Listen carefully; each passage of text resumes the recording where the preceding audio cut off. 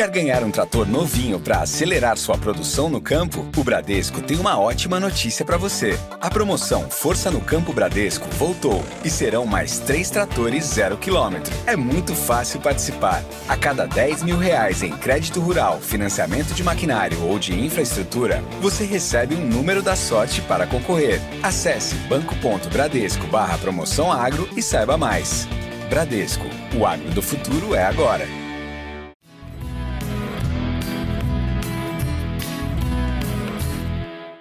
Olá, produtor e produtora rural, colaborador do Mundo Agro. Sejam muito bem-vindos ao AgroTalk. Eu sou Ângela Ruiz, jornalista, podcaster e produtora de conteúdo agro. Hoje nós vamos falar de ações de prevenção e combate a incêndios no estado de São Paulo, do programa Rotas Rurais e do agro também no estado de São Paulo como um todo. Com o início desta estação seca durante o outono, alcançando ainda seu ápice durante esse inverno, os focos de queimadas aumentam pelo país. A partir do levantamento de dados do Instituto de Pesquisas Espaciais, o INPE, é possível perceber um aumento significativo no foco de queimadas em todos os estados brasileiros. Só no estado de São Paulo, no ano de 2020, houve 6.123 focos ativos detectados por satélite. No ano de 2021, esse número caiu para 5.469, embora ainda seja um valor muito alto comparado aos últimos 10 anos. O convidado de hoje, nós vamos saudar, é o secretário de Agricultura do Estado de São Paulo, Francisco Maturro. Secretário, seja bem-vindo ao podcast AgroTalk. Bom dia, Ângela. Bom dia a todos. Secretário, eu gostaria de abrir esse bate-papo nosso aqui falando sobre a informação que eu apurei hoje de que janeiro de 2022 até o dia 30 de maio já ocorreram 446 queimadas, incêndios em São Paulo, de acordo com os dados do INPE. O sinal de alerta, então, está já aceso aqui para o estado de São Paulo. Como que estão os preparativos para enfrentar este período seco e quais são as ações de prevenção e combate a incêndios que a Secretaria já planejou? Bom, primeiro vamos começar definindo o que é incêndio e o que é queimada. Normalmente o incêndio é parte de um ato criminoso. Queimada é aquilo que se fazia no passado com a nossa cana-de-açúcar, que era uma queimada controlada, se fazia muito mais no passado ainda queimadas de pasto, que era comum para uma cultura de uma época que já não se pratica. Isso é queimada. Incêndio normalmente tem origem no crime. É isso que nós precisamos trabalhar. Mas também nós temos o grande problema de rodovias, onde no período seco, uma bituca de cigarro que é jogada de forma imprudente pelo motorista ou pelo acompanhante do motorista, que acaba provocando um grande incêndio, não é? Isso não é queimada também, é um incêndio. Embora não seja de origem criminosa, mas de uma imprudência, de uma irresponsabilidade ao atirar uma bituca de cigarro ou algo assim pela janela do carro. E as ações das secretarias aqui, da Secretaria de Agricultura, aqui tão bem comandada pela Carol Matos, que é a nossa pesquisadora técnica, nós temos uma ação conjunta de prevenção já desde o ano passado, ações importantes que junta a Secretaria de Agricultura, a nossa, a Secretaria do Meio Ambiente, a Artesp, que cuida das rodovias concessionadas do Estado, a CETESB, que você sabe bem o que significa, o DER, que cuida das nossas vicinais e as rodovias não concessionadas, a Defesa Civil e Corpo de Bombeiros. Há um engajamento total do governo do Estado para ações de prevenção. E essas ações estão caminhando muito bem, inclusive com recomendação da Secretaria de Agricultura, e muito bem aceito por todos esses órgãos que eu acabei de citar, que é uma melhoria no sistema de roçagem das áreas de mato na faixa de domínio. Porque o que se faz normalmente é roçagem na extensão do acostamento. Sim. E fica lá na faixa de domínio, lá na divisa da faixa de domínio, fica uma massa muito grande de vegetação que no período seco, por alguma razão, vai queimar. E com essa ação, que já está em curso, o objetivo é diminuir esses incêndios para que a gente preserve a economia do Estado. Porque quando pega fogo numa lavoura de cana ou de milho, ou qualquer outra lavoura, mesmo numa área de pastagem, é prejuízo para o produtor, prejuízo para a economia do Estado e gera, inclusive, desemprego, que as pessoas não têm o que fazer. Então, nós trabalhamos não para combater o incêndio, para prevenir para que ele não ocorra. Porque quando ele ocorre, é muito difícil de combater. Período muito seco, sem chuva, baixa umidade do ar, é bastante complexo para nós. E as nossas ações agora são de conscientização, de engajamento de todos esses, e conscientização, inclusive, das prefeituras, dos locais onde os incêndios normalmente ocorrem. É trabalhar mesmo na prevenção. A gente tem como plano, e todos esses órgãos envolvidos, diminuir a incidência de focos de incêndio no estado de São Paulo. Muito bem. Vamos falar um pouco, então, agora do programa Rotas Rurais, né? Quem poderia imaginar que existem ainda 2 milhões de residentes na área rural do estado de São Paulo sem endereço? Então, ou seja, pessoas sem um CEP, sem uma mobilidade, sem instrumentos que viabilizem a entrega de produtos e insumos das propriedades, até sem serviço de emergência, por exemplo. Tudo isso vai mudar agora com esse programa Rotas Rurais? Já está mudando, né? Você disse o estado de São Paulo, mas o Brasil inteiro, quem mora no campo ou quem tem uma propriedade no campo, não tem o endereço. Ele não tem um comprovante de endereço para comprar no mercado, para comprar um telefone, ele não tem comprovante de endereço. Então, diríamos que todo lugar que você vai, você precisa apresentar um comprovante de endereço.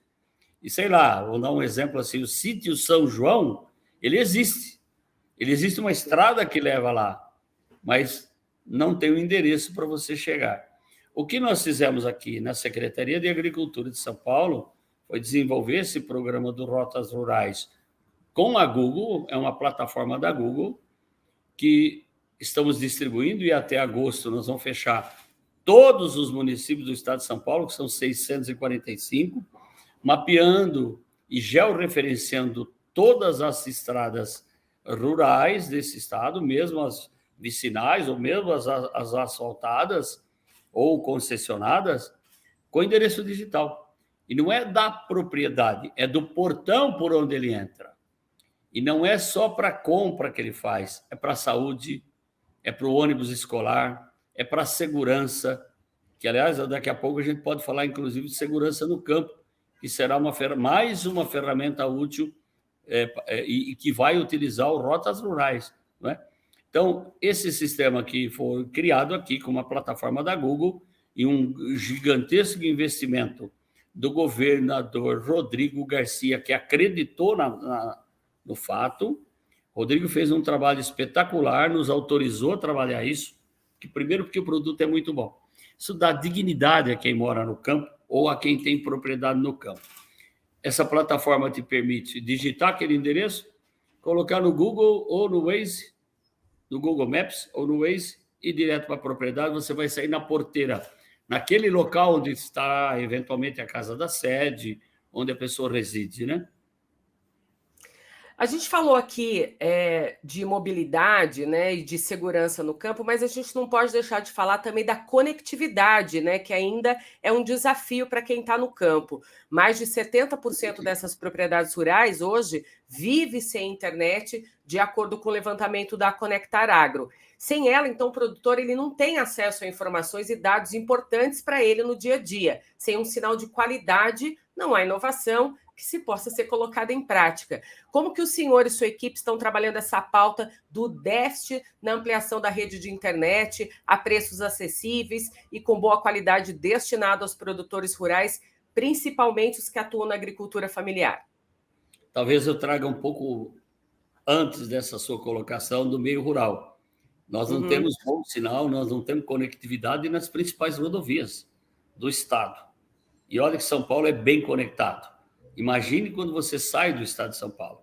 Eu saio daqui para o interior, eu já começo a ter buraco negro na minha conexão em vários pontos aqui da principal rodovia do estado. Tem vários problemas que a gente encontra. Quando se fala do campo, ou é uma conectividade privada, porque das operadoras não sai nada, ou não saiu nada até agora. Eu não posso falar do passado, mas deveria, porque quando foram feitas as concessões ou a privatização do sistema de telefonia no Brasil, se esqueceram de que no campo a gente tem uma baixa densidade populacional, e já tinha na época da concessão, com viés de ter ainda mais baixa densidade populacional. Evidentemente, as operadoras se interessam pela grande concentração urbana, porque ele consegue pendurar numa antena um número sem fim de usuários. E quando ele vai para o campo, o que acontece? Ele coloca uma antena lá e tem baixa densidade populacional, consequentemente, não há fatura sobre isso. Mas o governo de São Paulo está muito atento e não está só atento. O governo está cuidando disso. Temos um programa dentro do governo do estado, liderado pela Secretaria de Agricultura, para conectar todo o campo em um ano. Esse programa está em curso, estamos chamando todas as operadoras, criando mecanismos possíveis dentro da legislação para que o campo seja conectado. Tem opção de instalar antenas de 4G, que já é mais que suficiente, não precisa falar em 5G para o campo.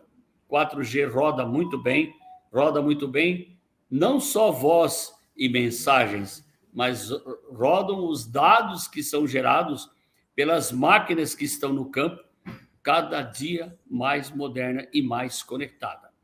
Então, 70% das máquinas que nós estamos vendendo hoje, o sistema de conexão dela pode chamar de enfeite, né? Porque se eu não tenho conexão no campo, eu não gero dados, que não gero informações, que não gero um mapa agronômico e as coisas não acontecem. Sim. Vamos falar um pouquinho sobre o CAR, então.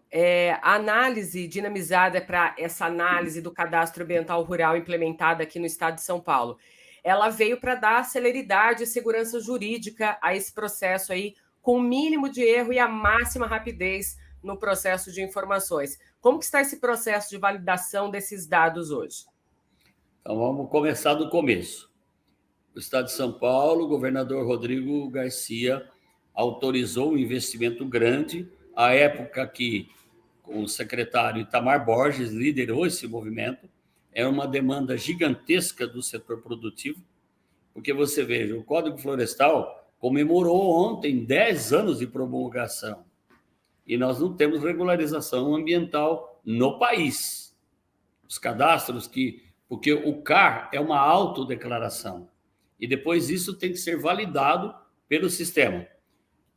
Nós fizemos um investimento gigante aqui num software que alguém chama de análise dinamizada e pode parecer simplificado e não é. É bastante complexa a análise e ali é que é apontado, eventualmente, um déficit ou até um superávit de reservas daquilo que precisa ter. Aí é que gera o PRA, que é o Programa de Regularização Ambiental, que nós vamos emitir, estamos emitindo o certificado. Nós já temos 100% do CAR analisado e 61% processado. São Paulo lidera esse processo. O país inteiro chega a 3% da análise. São Paulo já fechou as suas 406 mil propriedades analisadas e caminhando agora para o PRA. Agora é que nós vamos dizer para o produtor o que ele tem de déficit ou o que ele tem de superávit e trabalhamos agora na compensação, que quem tem déficit pode pagar pelos serviços ambientais da propriedade de outro ou de qualquer coisa, ele pode pagar por isso, e para aquele que tem superávit pode virar uma renda, não é? É um trabalho interessante. E junto nessa compensação, criamos aqui, estamos em processo de consolidação de uma bolsa de excedentes, onde você poderá entrar no sistema e descobrir que o seu vizinho ou uma propriedade mais distante, dentro do mesmo bioma, possa ter superávit e você comprar esse serviço ambiental dele. São Paulo tem área de cerrado. Pouca gente explora isso, mas São Paulo tem um pedaço importante que não é Mata Atlântica, é cerrado. Então, são biomas diferentes, né? Sim. Secretário, com relação aos sistemas integrados de produção agropecuária, eles estão colaborando para o desenvolvimento do agronegócio paulista? Você tem umas 15 horas para a gente falar sobre esse tema? Eu tenho uns minutos. Eu posso ficar aqui alguns minutos, sim, com você para falar. Quero falar sobre isso, sim.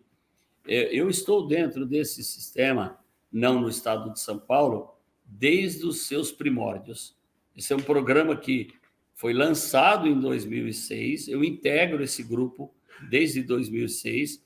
Criamos a Associação Rede ILPF, que é suportada pela iniciativa privada, né? A Associação Rede. E já estamos avançando vigorosamente dentro do estado de São Paulo, com a chegada do secretário Itamar Borges aqui e com a minha permanência no cargo como titular, eu estou dando bastante estímulo, o Itamar já o dava, para que os sistemas integrados de produção possam ser implantados. Qual é a razão? Primeiro, vamos olhar de forma correta. É o uso, a otimização do uso da terra. São Paulo tem um gigantismo na região oeste e noroeste, que é um gigantismo de terras arenosas, solos arenosos, poucos aptos à produção. Mas a tecnologia permite que eles entrem, e a gente até está brincando, nós estamos tirando grãos da areia, né? Já temos produção importante nessas regiões, e com sistemas integrados de produção, a gente melhora esse solo com o passar do tempo. Deposição de matéria orgânica, resíduo de uma safra, palhada de outra, o gado pisoteando e, ao mesmo tempo, adubando e colocando um pouco de ureia, que a função do gado no sistema é essa também. Além de tudo, temos um pasto extraordinário, porque é um pasto que se renova no máximo cada 4 anos, né? E tem nesses intervalos reforma dessa pastagem, produção de grãos, produção de forrageira e, mais importante de tudo isso, é a produção de palha, que vai melhorando o perfil do solo com o passar do tempo, né? Isso é renda, isso é emprego. Tanto que nós já temos cooperativas importantes já se instalado e funcionando em Mirante do Paranapanema. Há 2 semanas atrás, nós visitamos uma fazenda em Presidente Bernardes, lá bem no Pontal, uma região de terra muito pobre, onde nós estamos produzindo gado lá, como se nós estivéssemos em terra chamada roxa, encaroçada, aí, com 70%, 80% de argila. Isso é um sistema que não tem volta, vai continuar avançando. Eu vou te dar um número, talvez, até de uma matéria que li hoje de madrugada. Uma propriedade obtendo uma renda de 13 vezes maior do que quando ele explorava simplesmente a pecuária. Porque não tinha pasto, né? Não tinha pasto. Em solos arenosos é bastante complicado, porque no período da seca ele vai secar mesmo. Não tem o que o gado comer.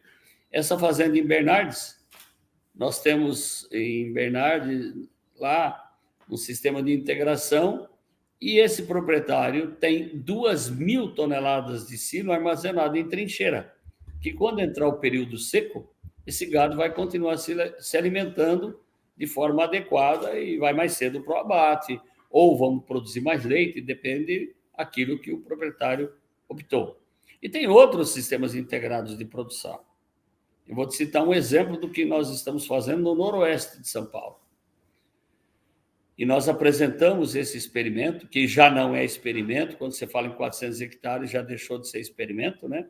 Mas nós apresentamos na AgriShow um sistema integrado de produção, que não é ILPF, que é banana, cacau e seringueira. Nós temos um sistema integrado aqui na região Dourados, Dois Córregos, Ribeirão Bonito, que é café com macadâmia. Então, qualquer integração é possível fazer. Isso assegura ao produtor mais renda, não coloca todos os ovos numa cesta só, né? Então, eu vivo brincando que Lá atrás a gente ouvia que comer manga e tomar leite faz mal. Na agricultura não faz. Qualquer combinação é possível. Verdade.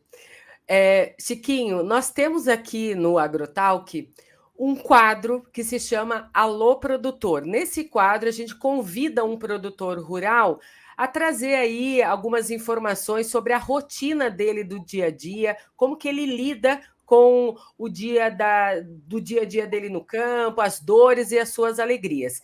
E o episódio de hoje, a convidada desse quadro é a produtora de Ipameri, Goiás, Sônia Bonato. Então, nós vamos agora acompanhar o vídeo da Sônia, falando um pouco aí sobre a rotina dela do dia a dia. Vamos ver. Sônia Bonato, minha amiga querida. Oi, Sônia Bonato, Fazenda Palmeiras, Ipameri, Goiás. E eu vim aqui falar para vocês sobre a segunda safra, que foi semeada agora em meados aí, fevereiro, março, né? Fim de fevereiro. A gente teve 2 estresses hídricos que foram muito prejudiciais à lavoura de milho e de sorgo, mas não afetou tanto assim a produção, porque as chuvas que a gente precisava chegaram na hora certa.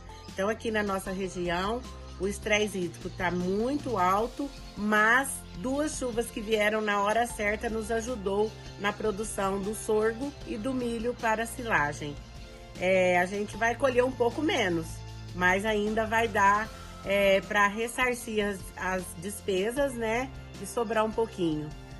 Obrigada, Ângela. Até mais. Acompanhe a Climatempo. Secretário, estamos de volta aqui ao podcast e aí eu queria entrar aqui a respeito do agro em São Paulo como um todo, né? Que cresceu aí em 2021 26%, sendo que esse agro responde por 20% desse PIB estadual. Então, o agro paulista ele foi responsável por 55% dos empregos formais do agro nacional em 2021. Estamos quase na metade do ano de 2022. Como que o senhor analisa esse período? A escalada desse crescimento continua aqui sobre o estado de São Paulo? Continua sim. O estado de São Paulo vai continuar produzindo. São Paulo tem uma logística, eu não gosto de comparação, mas que nenhum estado tem. As nossas estradas, rodovias, proximidade do porto, isso tudo favorece muito a produção em São Paulo.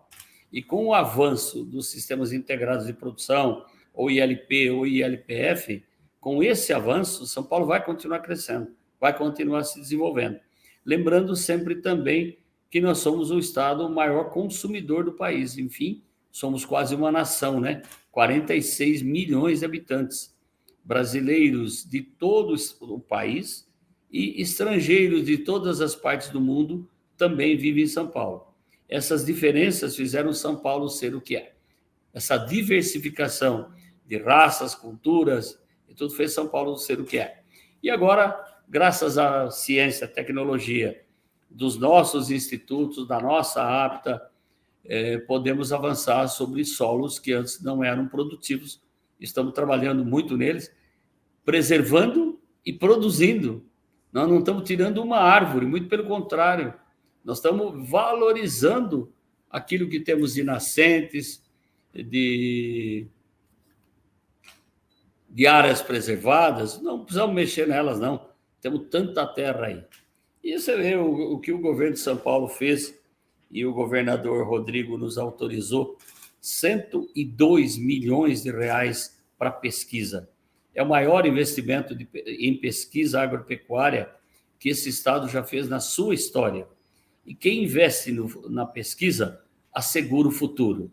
E é o que o estado de São Paulo está fazendo com muita competência. Lembrando bem que esses 102 milhões não são para pagar salário do pesquisador, conta de luz, manutenção de prédio, não. São para investir diretamente na pesquisa. E muito desses 100 milhões, aqui 102 milhões, podem virar 204, porque tudo a gente faz ou prioriza a pesquisa junto com a iniciativa privada. Porque a iniciativa privada, vamos dizer assim, direciona melhor a pesquisa, que fique bem comercialmente, que pare em pé, que pode gerar resultados a eles. Então, eles participam da pesquisa trabalhando junto, investindo junto. Secretário, quando o produtor rural senta e olha para a sua planilha, ele acaba olhando ali alguns fatores, né, de custos na sua planilha. O diesel está entre eles e isso já afeta o produtor, seja ali no transporte do insumo, no funcionamento da máquina agrícola, na entrega do grão até os portos. Tudo depende desse diesel e o Brasil importa 30% para suprir essa demanda. Como que o senhor analisa essa questão no âmbito de São Paulo? Há alguma solução assim de paliativa que vá ao encontro com o etanol, por exemplo? Bom, a solução ela passa pelo biocombustível. O que a gente poderia já ter avançado mais, ter uma mistura muito maior de biodiesel no próprio diesel. Isso faz a nossa economia, a nossa agricultura se desenvolver. E, mais do que tudo, a energia mais limpa, né? Energia mais limpa do que o próprio diesel. E lembrando também que o diesel não está sob o controle de preços do Estado. Essa é uma política federal. Nós temos um monopólio para a Petrobras, que não é uma tarefa das mais simples. E também, como a gente importa, acaba encarecendo. E o agricultor está administrando um custo aí pesado, não só no diesel, mas também nos fertilizantes e defensivos. Grande parte nós produzimos aqui, mas as moléculas a gente não produz. A mãe, aquela matriz lá de cima, essa vem de fora. Então, os custos estão elevados e o mundo continua demandando muito alimento. Então, é uma equação bastante complicada para o produtor e a nossa recomendação é que ele racionalize o uso de tudo, né? E quando se fala em defensivos, isso é muito fácil de falar, porque hoje toda a pulverização é localizada, a gente não faz mais pulverização em área total. Isso é bom para o meio ambiente e bom para o bolso do produtor, porque no passado a gente não tinha tecnologia para isso. Hoje tem só pulverização localizada, uma incidência de praga, vai lá, combate aquela região e nada mais, tá? Então, o uso do diesel é muito sério, a racionalização dele também é necessária e mandatória, não só o produtor, que os caminhões que transportam nossas cargas, os trens que transportam nossas cargas também são movidos a diesel. Daí a minha decisão de que a gente, ou o meu pleito, para que a gente possa aumentar a mistura do biodiesel no sistema. Muito bem. Chiquinho, eu gostaria de agradecer muito a sua participação aqui no Agrotalk. Parabenizo você, a sua equipe, por esse trabalho gigantesco que vocês estão realizando em prol dos produtores rurais para alcançar altos patamares produtivos e desejo muito boa sorte aí para vocês com esse trabalho imenso e grandioso que vocês estão realizando. Deixa eu te dizer, Ângela, desde que o Itamar chegou aqui, há exatamente um ano, dia 1º de junho do ano passado, foi uma determinação dele de que a gente trabalhasse com o setor produtivo. Nenhuma resolução, nenhuma decisão sai daqui sem ter antes conversado com cada setor produtivo, cada elo da cadeia.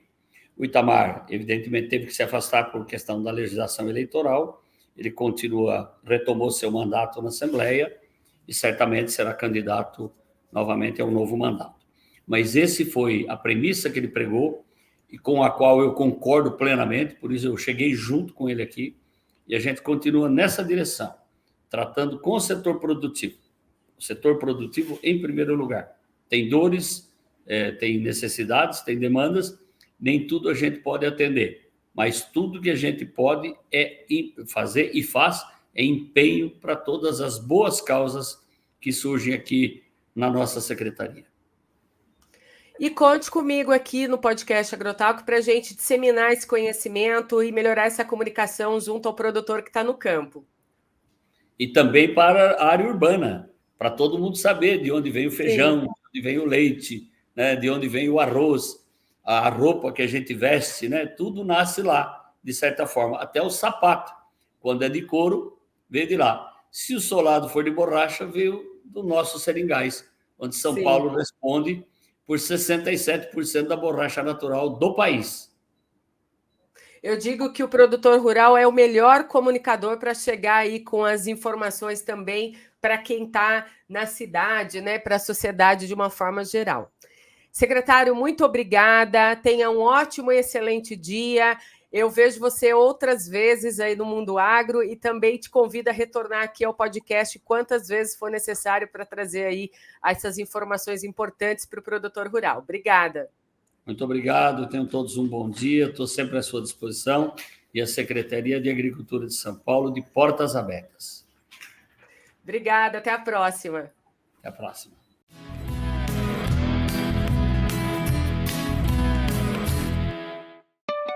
Quer ganhar um trator novinho para acelerar sua produção no campo? O Bradesco tem uma ótima notícia para você. A promoção Força no Campo Bradesco voltou e serão mais 3 tratores 0 km. É muito fácil participar. A cada R$10 mil em crédito rural, financiamento de maquinário ou de infraestrutura, você recebe um número da sorte para concorrer. Acesse banco.bradesco/promoção agro e saiba mais.